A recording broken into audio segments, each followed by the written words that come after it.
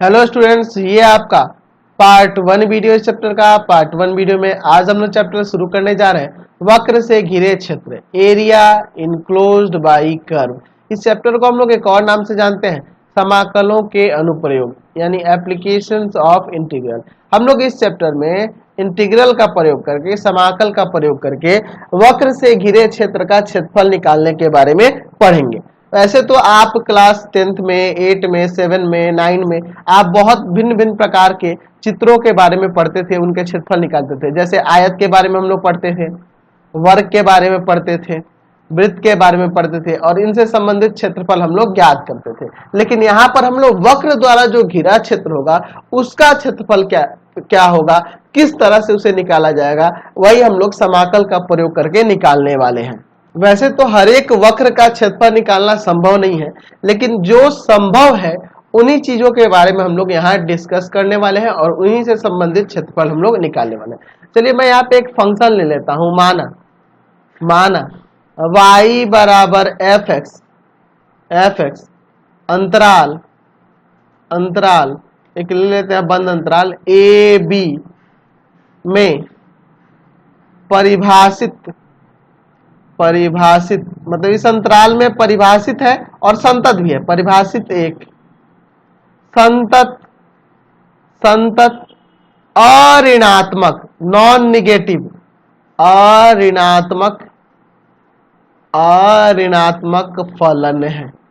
ठीक है, F x एक कैसा फलन है, तो जो बंद अंतराल ए बी में परिभाषित एक संतत अऋणात्मक फलन है। अऋणात्मक फलन का मतलब समझ रहे हैं ना, नॉन निगेटिव फंक्शन है। ठीक है, वो किस तरह से उसका आलेख बनेगा समझिए। यहाँ पे थोड़ा देख लीजिए। एक्स हो गया, एक्स डैश हो गया, वाई हो गया, ये वाई डैश हो गया। y बराबर एफ एक्स जो फलन है, जो अऋणात्मक है, यानी वह नीचे की ओर, एक्स के नीचे की ओर नहीं आएगा, एक्स के नीचे की ओर नहीं आएगा, ये ऊपर की ओर इसका वक्र बनेगा, है ना। अऋणात्मक का तात्पर्य यही है। मान लीजिए यह y बराबर एफ एक्स हो गया, यह फंक्शन जिसका मैंने यहाँ पे आलेख दिखा दिया, या वक्र देख रहे हैं। अब हम लोग ये दो बिंदु हैं a और b यहाँ पे ले लेता हूँ। ठीक है, अब मैं कह रहा हूं कि a से b के बीच इस वक्र द्वारा घिरे क्षेत्र का क्षेत्रफल निकालना है। तो ए से बी के बीच में वक्र द्वारा घिरा हुआ क्षेत्र यह होगा, यहां से ये ना होगा, ये टोटल। अब इस क्षेत्र का क्षेत्रफल क्या होगा, इस क्षेत्रफल को हम लोग कैसे ज्ञात करेंगे, वही हम लोग यहाँ पढ़ने वाले हैं। ठीक है, ये जो आप देख रहे हैं ना, मैंने ये ब्लू शेडेड जो किया है, ये जो क्षेत्र है इसका क्षेत्रफल कैसे ज्ञात करेंगे, इस चैप्टर में हम लोग वही पढ़ने वाले हैं। ठीक है, ये आपका वक्र हो गया, ये वक्र हो गया, इसके द्वारा घिरा हुआ ये क्षेत्र हो गया ए से बी के बीच में। तो इसका क्षेत्रफल हम लोग कैसे निकालेंगे, इसी के बारे में हम लोग डिस्कस करने वाले हैं। वैसे तो मैंने पिछले चैप्टर में भी आपको क्षेत्रफल के बारे में बता दिया था थोड़ा, और फिर बताया था कि आगे भी हम लोग पढ़ेंगे। अगर मैं इसका कुछ नाम दे दूं, ए बी सी डी, देखेंगे छायांकित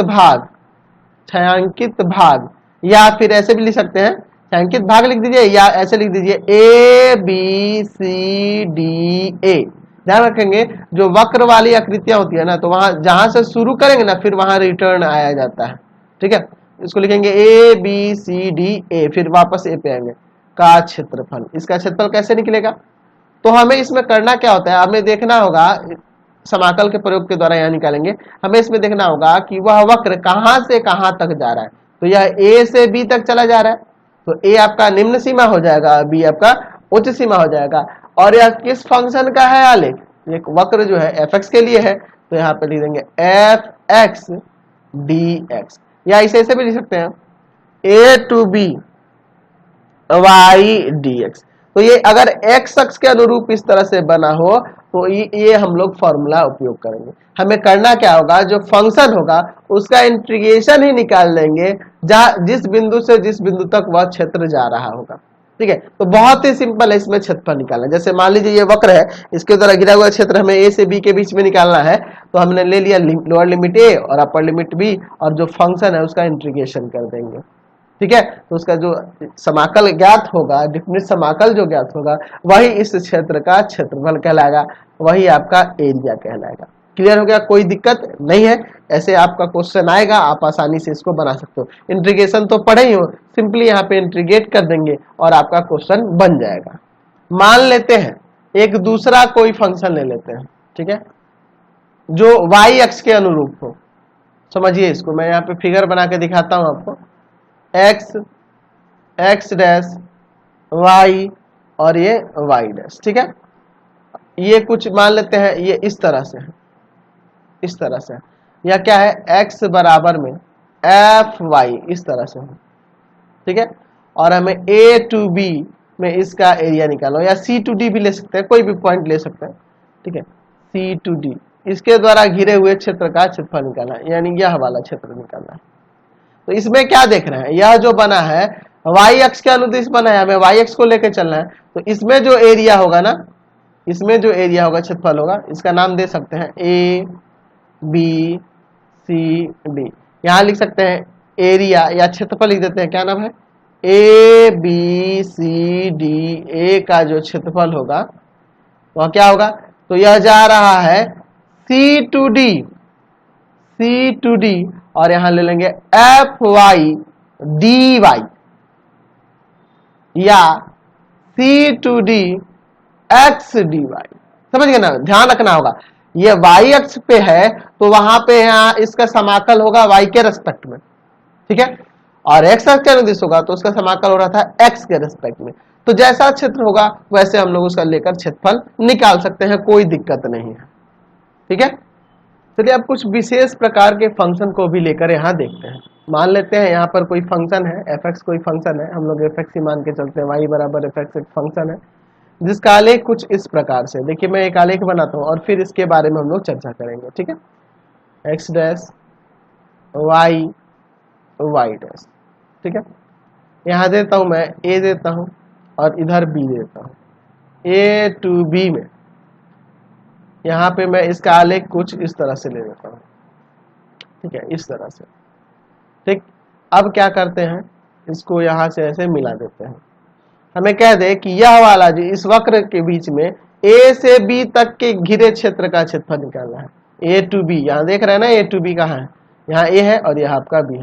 तो a टू b में घिरा हुआ क्षेत्र यह भी हो गया और यह भी हो गया, तो इसका क्षेत्रफल निकालना है। मान लेते हैं यह जो प्रतिच्छेद बिंदु है यहाँ पे c कोई पॉइंट है, ठीक है। तो अगर हमें इसका क्षेत्रफल निकालना है y बराबर f(x), इसका क्षेत्रफल निकालना है, लिख सकते हैं छायांकित भाग का क्षेत्रफल, छायांकित भाग का क्षेत्रफल, छायांकित भाग का क्षेत्रफल। तो क्या हो जाएगा, तो देखो यहाँ पे ये पॉजिटिव के तरफ है और ये निगेटिव में है, नीचे के तरफ है, ये चला जा रहा है x अक्ष के नीचे यानी निगेटिव की तरफ चला जा रहा है, और ये पॉजिटिव की तरफ चला जा रहा है। तो यहाँ दो बातें सामने आती हैं, यहाँ पे जो एरिया आएगा निगेटिव में आएगा, ठीक है। तो उसको पॉजिटिव बनाने के लिए हमें इसे निगेटिव में ही लेना होगा।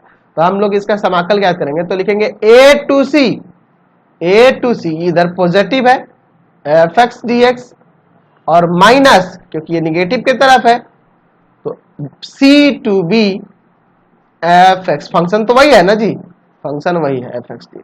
तो इस तरह से हम लोग इसका क्षेत्रफल भाग याद करेंगे, ठीक है, समझ गए ना। तो जिधर अगर x अक्ष के ऊपर है तो प्लस में लेना होगा, x अक्ष के नीचे होगा तो माइनस में लेके चलना होगा, जो इंटरवल होगा उसको ले लेंगे, ठीक है, माइनस में लेके चलना होगा। निगेटिव इसलिए ले रहा है क्योंकि देखो ये चला जा रहा है आपका किस में, ये चल जा रहा है फोर्थ क्वाड्रेंट में, यहाँ पे निगेटिव में आ जा रहा है, एक्स अक्ष के नीचे आने से ये निगेटिव में क्षेत्र आ जा रहा है। और इसको जो कि क्षेत्रफल है, तो क्षेत्रफल का मतलब ये हुआ कि इसका भी योग और इसका, इन दोनों का योग ना निकलना चाहिए। तो अगर ये निगेटिव में हो जा रहा है तो इसको पॉजिटिव दिखाने के लिए यहाँ माइनस में लेना होगा, ताकि टोटल क्षेत्रफल इसका और इसका योग हो सके।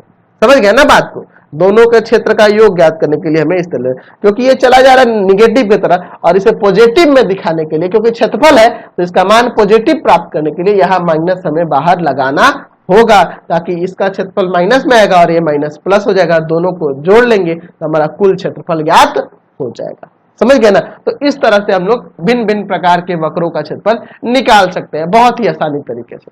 चलिए अब हम लोग यहाँ पे दो फंक्शन ले लेते हैं, ठीक है, उसका आलेख मैं यहाँ पे बनाता हूँ और फिर आलेख से आपको समझाता हूँ। मैं दो फंक्शन ले लेता हूँ और दोनों का आलेख एक ही में बनाते हैं। यहाँ x ले लेते हैं, यहाँ पे x डैश ले लेते हैं, यहाँ y ले लेते हैं और ये y डैश ले लेते हैं। यहाँ हमारा y1 बराबर में मान लेते हैं, माना y1 बराबर में fx, ठीक है, तथा y2 बराबर में gx, y2 बराबर में gx, अंतराल a to b में परिभाषित संतत अऋणात्मक फलन है। संतत अऋणात्मक फलन है।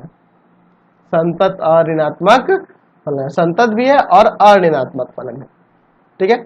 यहां हम ये भी मान लेते हैं तथा y1 बड़ा है y2 से या उसके बराबर है।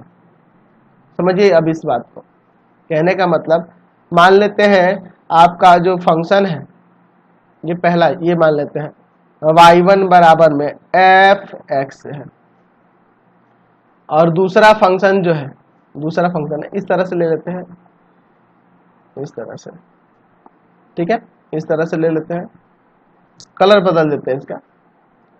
दूसरा फंक्शन जो है कुछ इस तरह से है, ठीक है, y2 बराबर में gx, और अंतराल है यहाँ a और यहाँ पर b, बंद अंतराल a b। तो इसके बीच घिरे क्षेत्र का क्षेत्रफल निकालना है, इन दोनों से घिरे क्षेत्र का क्षेत्रफल, एक साथ कह दे, मतलब इन दोनों से घिरे क्षेत्र का क्षेत्रफल, दैट मीन्स यहाँ दोनों से घिरे क्षेत्र के क्षेत्रफल की बात करें तो यह वाला एरिया हो जाएगा। यहाँ देखिए y1 बड़ा है या बराबर है y2 से, तो देखो y1 बड़ा है y2 से, यानी कहने का मतलब y1 वक्र द्वारा घिरा हुआ क्षेत्र बड़ा है और y2 वक्र द्वारा घिरा हुआ क्षेत्र छोटा है। समझे ना, इसका मतलब यही हुआ कि y1 द्वारा घिरा हुआ क्षेत्र बड़ा है, ये टोटल है, और y2 द्वारा घिरा हुआ क्षेत्र छोटा है। चलिए इसका नाम दे देते हैं, यहाँ पे a b, यहाँ पे देते हैं c d e f। हमें इस छायांकित भाग का क्षेत्रफल निकालना है, तो छायांकित भाग यहाँ पे क्या है, c d e f c, ये वाला का क्षेत्रफल, इसका निकालना है। तो हमें करना क्या होगा, तो हमें टोटल क्षेत्रफल में से यह वाला क्षेत्रफल घटा देना होगा, यानी लिखेंगे a b c d E F A का क्षेत्रफल, यानी टोटल क्षेत्रफल हो गया, माइनस किसका क्षेत्रफल, तो हो जाएगा A B C F A का क्षेत्रफल। समझे ना, यानी कहने का मतलब y1 वक्र द्वारा घिरे हुए क्षेत्र का क्षेत्रफल टोटल, और फिर y2 वक्र द्वारा घिरे हुए क्षेत्र का क्षेत्रफल, उसमें से घटा देंगे। समझ गए ना, पूरे में से यह वाला घटा देंगे क्षेत्र, जो छायांकित किया है, जो मैंने है ना, इसका प्राप्त करने के लिए इस टोटल क्षेत्रफल में से, या जो छायांकित नहीं किए इसका क्षेत्रफल घटा देंगे तो ये नहीं निकल जाएगा। चलिए, तो यहां देखना होगा कि ये जो y1 वक्र है इसके द्वारा घेरा हुआ क्षेत्र a to b जाता है, तो यहाँ लिखेंगे integration a to b, a से b तक गया है, और यह फंक्शन है y1, या fx भी लिख सकते हैं, fx के ना बराबर है dx, माइनस फिर दूसरे वाले फंक्शन के लिए वो भी a to b ही गया है, और वह दूसरा फंक्शन जो है यह gx है, gx। तो यहां से जो घटाकर प्राप्त होगा वो आपका क्षेत्र का क्षेत्रफल निकल जाएगा, छायांकित क्षेत्र का। समझ गए, तो इस तरह से अगर मान लीजिए, ये तो इस तरह से समझ में आ गया, आपको कोई दिक्कत नहीं है ना, इसमें कोई दिक्कत नहीं हो रही, आपको बहुत अच्छे से समझ में आ रहा होगा। देखो इसमें कुछ नहीं है, इसमें मेन है आपको फिगर बनाना आना चाहिए, तो उसके लिए मैंने आपको पढ़ाया हुआ है ना क्लास 11th में वृत्त चैप्टर पढ़ाया हुआ है, परवलय पढ़ाया हुआ है, दीर्घवृत्त पढ़ाया हुआ है। तो इन सभी टॉपिक्स को याद रखोगे तो आप फिगर अच्छे से बना पाओगे। हर एक प्रकार के फंक्शन के फिगर बनाना, चित्र बनाना, आलेख बनाना मैंने आपको बता रखा है पहले से ही, तो कोई दिक्कत नहीं होने वाली इसमें, बहुत ही सिंपल सा चैप्टर है यार। चलिए फिर से हम दो फंक्शन लेते हैं और उसमें एक से अधिक, देखो मैं किस तरह से इसको बनाता हूँ, मैं थोड़ा अलग तरह का फंक्शन लेता हूँ। यहाँ लीजिए आपका x हो जाएगा, इधर x डैश हो जाएगा, इसमें y और यहाँ पर y डैश। चलिए मैं थोड़ा सा वो फंक्शन कुछ कर्व टाइप से ले लेता हूँ। यहाँ पे पहला फंक्शन जो है इस तरह से है और दूसरा फंक्शन जो है कुछ इस तरह से कर रहा है, ठीक है। समझ गए? यहाँ पे मैं ए ले लेता हूँ या इसका कलर बदल देता हूँ, दूसरे वाले का कलर बदल देते हैं, ठीक है, इसको रेड कलर कर देते हैं तो अच्छा रहेगा समझने के लिए भी कि किसकी बात हो रही है। यहाँ ए ले लेते हैं और यहाँ बी ले लेते हैं। ए टू बी के बीच इन दोनों वक्र द्वारा घिरे हुए क्षेत्र का क्षेत्रफल निकालना है, यानी यह वाला क्षेत्रफल हमें ज्ञात करना है, ठीक है। ए टू बी के बीच घिरे हुए क्षेत्र का क्षेत्रफल मान लेते हैं, इसके सामने जो एक दूसरे को प्रतिच्छेद कर रहा है, यहाँ पे ये पॉइंट सी ले लेते हैं और इसके सामने यहाँ पे पॉइंट डी ले लेते हैं, ठीक है। यहाँ सी के सामने है, ठीक है, और दूसरे वाले को मैं डी के सामने दर्शा देता हूँ, यह आपका डी के सामने है। अब देखिए यह पहला फंक्शन जो है यह फंक्शन एफ एक्स है y1 बराबर, और ये जो नीचे वाला फंक्शन है y2 बराबर में gx है, ठीक है। अब देखो मुझे इन दोनों द्वारा घिरा हुआ क्षेत्र यह है और यह है, इसका क्षेत्रफल निकालना है। तो कैसे मैं निकालूंगा? तो हम लोग इसमें देख रहे हैं कि यहाँ y1 जो फंक्शन है y1 y2 से बड़ा है या बराबर है। कब? फॉर ऑल जब x बिलोंग कर रहा है a से c के बीच में, a से c के बीच में बिलोंग कर रहा है तब, ठीक है, समझ गए ना।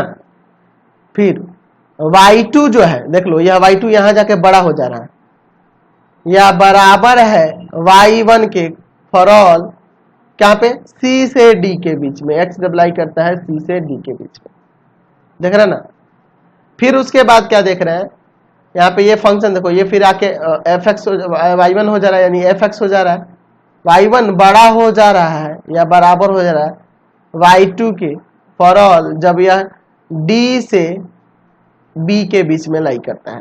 तो इससे छायांकित क्षेत्र का क्षेत्रफल कैसे निकालेंगे? छायांकित भाग का क्षेत्रफल। तो देखिए हम लोग यहाँ पे अलग अलग इंटरवल के लिए चलेंगे। अगर हम a टू c जाते हैं तो बड़ा एफ एक्स है और छोटा जी एक्स है, देख रहे हैं ना। तो यहाँ हो जाएगा एफ एक्स माइनस जी एक्स, यानी y1 माइनस y2 भी लिख सकते हैं, y1 minus y2 dx plus अगर c टू d चलेंगे, c टू d तो बड़ा आपका ये gx फंक्शन है यानी कि y2 है और छोटा y1 है, देख रहे हैं ना, ये y2 है और ये y1 है। तो यहाँ आ जाएगा y2 माइनस y1 प्लस अगले इंटरवल में चलेंगे तो हो जाएगा d टू b और यहाँ ये y1 हो जा रहा है और ये y2 हो जा रहा है, तो y1 माइनस y2 dx। तो इस तरह से हम लोग यहाँ पे इंटीग्रेशन निकाल कर हम लोग इसका क्षेत्रफल ज्ञात कर सकते हैं। तो हमें बहुत प्रकार के फंक्शन मिलने वाले हैं इस चैप्टर में और बहुत प्रकार के फंक्शनों के हम लोग यहाँ पे समाकल ज्ञात करना, समाकल द्वारा उसका क्षेत्रफल ज्ञात करना सीखेंगे, ठीक है। तो उनके वक्र बनाने आपको आना चाहिए। तो इसके लिए आपको क्या करना होगा, 11th में मैंने जितने भी फंक्शन के आलेख आपको बताए हैं उन सबके आलेख बनाने आपको आने चाहिए। चाहे मैंने बहुत सारे ट्रिग्नोमेट्रिक फंक्शन कोई रह गया या फिर कोई बहुपद फलन हो गया, स्क्वायर फंक्शन हो गया, है ना, परवलय हो गया, दीर्घवृत्त हो गया, वृत्त हो गया, उसके लिए उसका समीकरण क्या होगा, ये सारी चीजें मैंने क्लास 11 में आपको बता रखी है। वो सारा चीज आपको आना चाहिए, और नहीं तो उसका लिंक डिस्क्रिप्शन में है, 11th के जाके वो चैप्टर एक बार देख लेना, तभी आप इस चैप्टर को बहुत ही अच्छे तरीके से बना पाओगे, समझ पाओगे और कंसेप्ट आपका क्लियर हो पाएगा।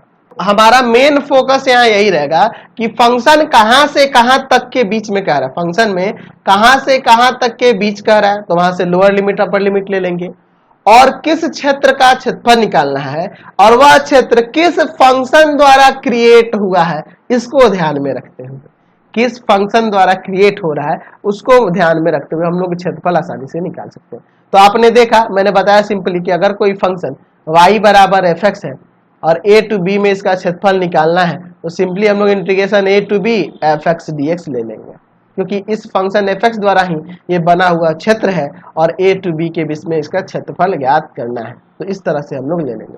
दूसरे तरह से देखा कि अगर दो फंक्शन भी एक साथ हो, उनके बीच उनके द्वारा घिरा हुआ क्षेत्र का क्षेत्रफल निकालना हो, तो पहले ऊपर बड़े वाले फंक्शन को फिर नीचे छोटे वाले फंक्शन को दर्शाएंगे, और वहां पे जैसे इस चित्र में मैं जिस चित्र के हिसाब से मैंने ये समझाया है, यही क्रिया अपनाएंगे और उसको हम लोग वहां से क्षेत्रफल ज्ञात कर पाएंगे। तो कोई दिक्कत नहीं होने वाली ये क्षेत्रफल वाले चैप्टर में।